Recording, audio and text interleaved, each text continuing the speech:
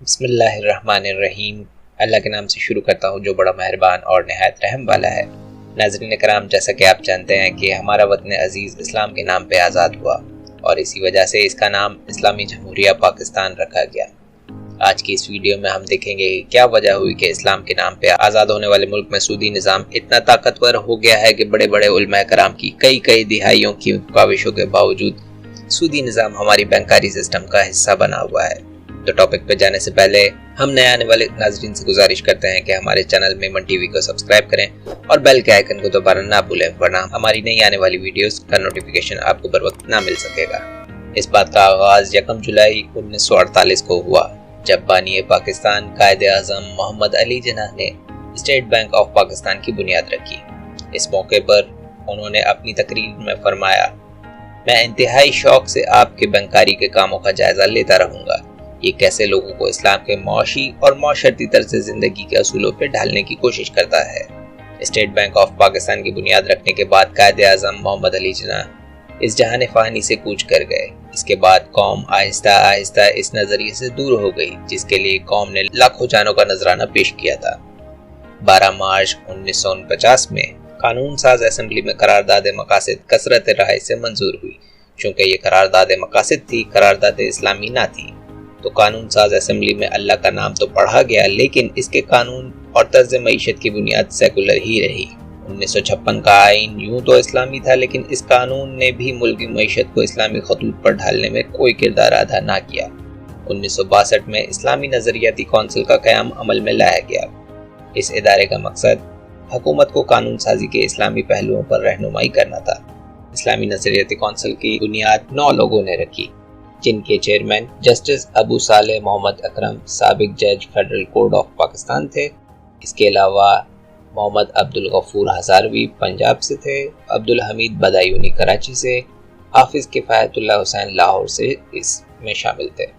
1964 میں اس کونسل نے بینکاری سسٹم کا جائزہ لیا اور 1966 میں اس نے بینکوں کے تمام سودی لین دین کو حرام قرار دیا، لیکن اس وقت ایوب خان نے اس بات کو کوئی اہمیت نہ دی۔ لیکن یحییٰ خان نے اسلامی نظریاتی کونسل سے دوبارہ تجاویز طلب کی۔ شاید علماء کرام اس معاملے میں کسی لچک کا مظاہرہ کریں، لیکن ان کی امیدوں پر اس وقت پانی پھر گیا جب 3 دسمبر 1969 میں اسلامی نظریاتی کونسل نے اپنی انہی رپورٹوں کو پیش کیا اور بینکوں کے سودی لین دین کو حرام قرار دیا۔ 1973 کو ایک اور اسلامی جمہوری دستور عمل میں آیا، لیکن اس وقت ذوالفقار علی بھٹو کو معلوم تھا کہ سود کے معاملے پہ اسلامی نظریاتی کونسل کا کیا موقف ہوگا، اس لیے ذوالفقار علی بھٹو نے بینکاری سود کے متعلق کوئی رائے طلب ہی نہ کی، نہ ہی اسلامی نظریاتی کونسل کی پرانی رپورٹوں پہ نظر ثانی کی گئی۔ 6 جولائی 1977 کو جب ضیاء الحق برسر اقتدار آئے تو انہوں نے آئین کو اسلامی بنانے کے لیے اسلامی نظریاتی کونسل سے رجوع کیا۔ کونسل نے جہاں کئی امور پہ اپنی رائے پیش کی، وہیں سود کے خاتمے کے لیے متبادل نظام بھی پیش کیا۔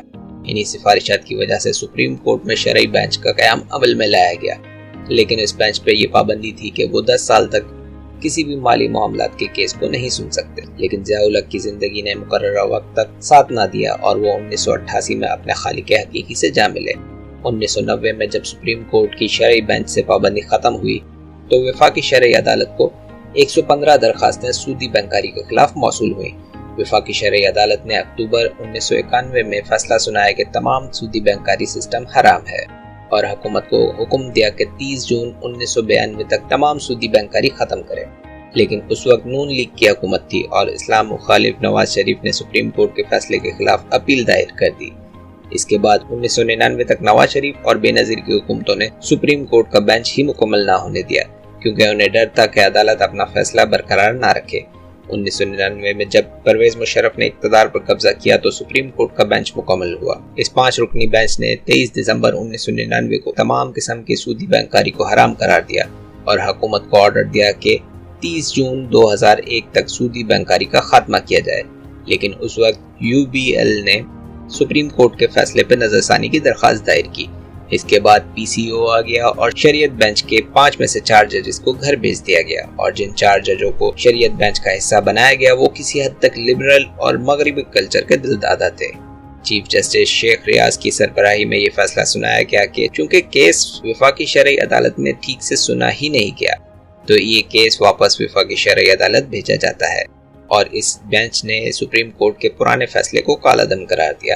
25 جون 2002 کو معاملہ وفاقی شرعی عدالت بھیج دیا گیا اور یزیدیوں کے خلاف برسر پیکار اسلامی جمہوریہ پاکستان کے غیور مسلمانوں کی ایک اور جنگ شروع ہوئی اور بالآخر 19 سال کی انتھک محنت رنگ لائی اور 28 اپریل 2022 کو وفاقی شرعی عدالت نے دوبارہ سودی بینکاری سسٹم کو حرام قرار دیا اور 5 سال کی طویل مدت حکومت کو دی سودی بینکاری سسٹم کو ختم کرنے کے لیے، لیکن اب کی بار اسٹیٹ بینک نے 4 بینکوں کو اپنے ساتھ ملا کر سپریم کورٹ میں وفاقی شرعی عدالت کے فیصلے کے خلاف اپیل دائر کر دی۔